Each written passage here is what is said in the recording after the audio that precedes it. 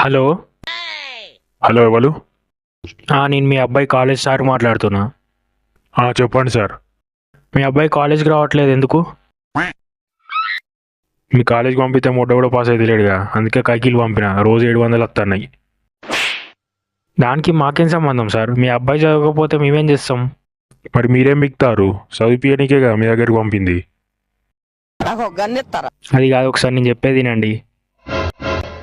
ఇవన్నీ కాదు కానీ నారేసేది ఉన్నది, వస్తావా?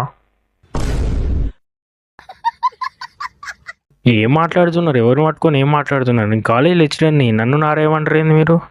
సరే అయితే మూసుకొని కాలు కడిగి ఇక. నేను చెప్పేది వినండి సార్ ఒకసారి. నువ్వు ఎప్పుడు లేదు ఏనుడు లేదు, ఈ ముడ్డలో పంచాయతీ ఆపియ. ఇలానే నా లెక్చరర్స్తో మాట్లాడేది?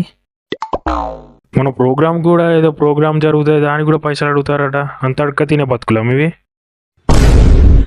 ఇంకా ప్రోగ్రామ్ రాకపోతే మంచిగా ఉండదని సీరియస్ వార్నింగ్ లోటి.